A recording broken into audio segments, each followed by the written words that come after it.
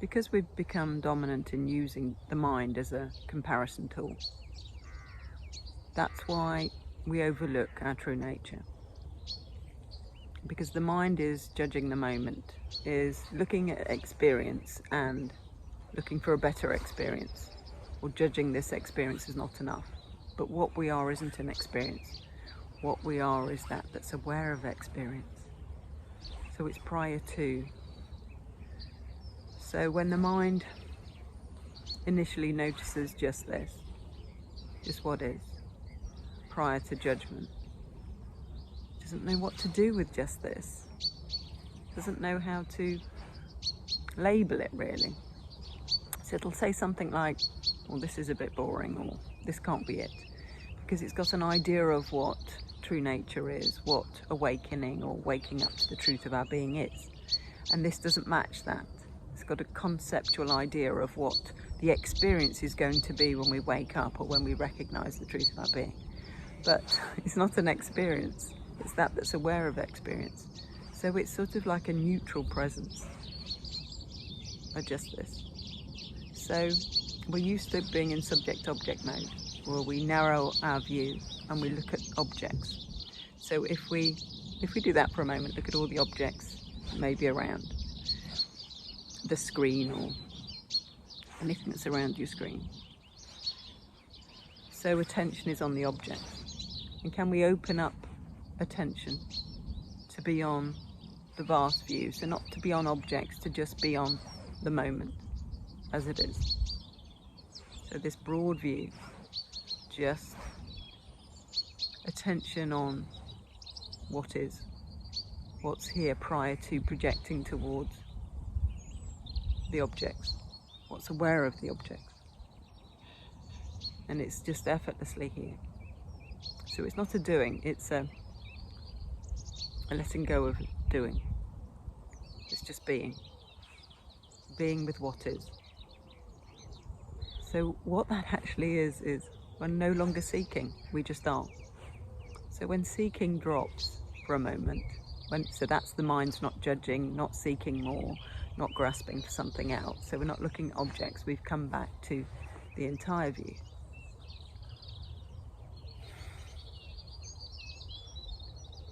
It's just quiet, and it just is. It can't really be labelled.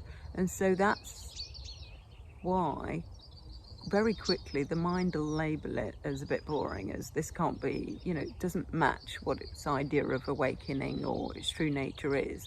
So it then goes on seeking for more. So it's not that we lose awareness or lose what we are, it's just the mind is, we're then attention is in thoughts of that can't be it, and then trying to work out how to get to it, how to keep it, or if this is it'll then offer, well, how do I keep this? But it's not a state to keep, it's what we are.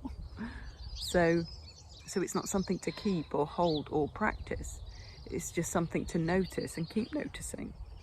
That when our view is vast and open, when we're not narrowing down in subject-object, what's looking, what was presumed to be a point of view, isn't really a point of view. It's something that just can't be described. The awareness isn't confined to a body-mind. Awareness just is. Where does your awareness end?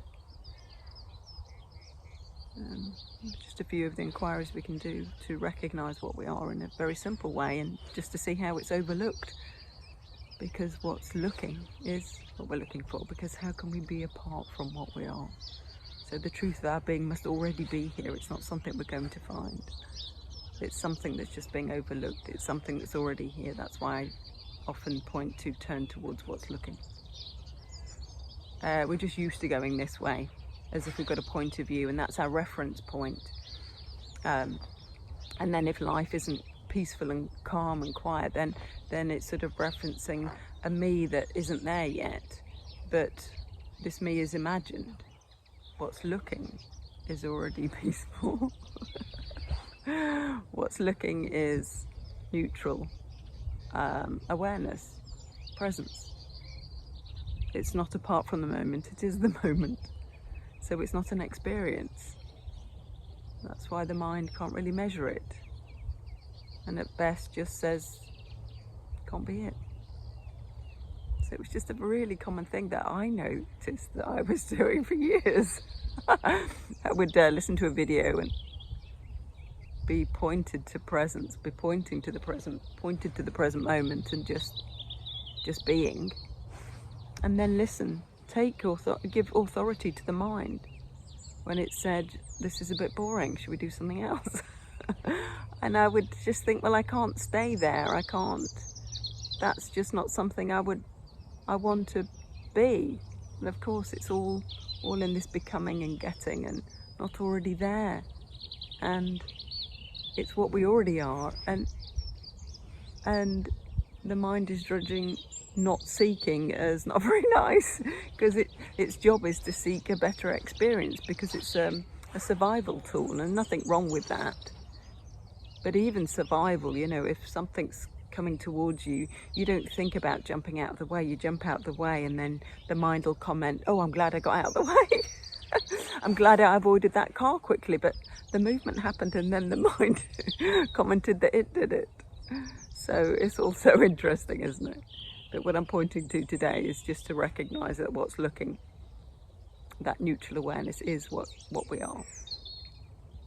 And it's just the dropping away of that seeking, that looking for something, that hunger, that grasping is actually very neutral and pleasant. But it's not an experience. It's what we are, so it's not apart from us. It's not something that can come and go. Attention can come and go. Attention can go towards a busy mind, but there's still the awareness of it. We start to notice that awareness is always there, or the knowing of the moment is always there. You want to get hung up on words, but what's looking is always there. What knows the moment, what knows the busy mind is always there. Always what's looking. But it's not a thing, it's not a person, it's not, it just is. It's isness, it's what we are, so it can't be labelled by the mind. It can't be labelled because it's not apart from us, it's not a thing to label, it's just what's here. So we're never not it. And then the mind can be busy, can be self-reflecting, and this idea of a me, and then that's what is quite hypnotizing. So attention sort of falls asleep, you know, attention goes towards the awareness is narrowed. Is now, you know, when I spoke at the beginning about going to subject-object, to just be narrowed in on all the various things. So that's what it does. So it's as if awareness is gone, but it's just narrowed, it's just limited. It's never limited, but it appears limited through attention. So that's probably an important thing as well. I'm quite rambling, but sometimes these rambling ones can be helpful, you know, because life isn't just so linear and factual, and it's just this beautiful dance, just this unraveling. Maybe it's just recognizing how relaxing it is not to be searching, not to be grasping, not to be thinking we're not enough, we're not already enough. Because that's just heartbreaking, to think that we're all going around thinking we're not already enough, and that we've got to find what we are, and we already are all that. And so just thought I'd share that with you. So thanks for watching, and yeah, see you soon.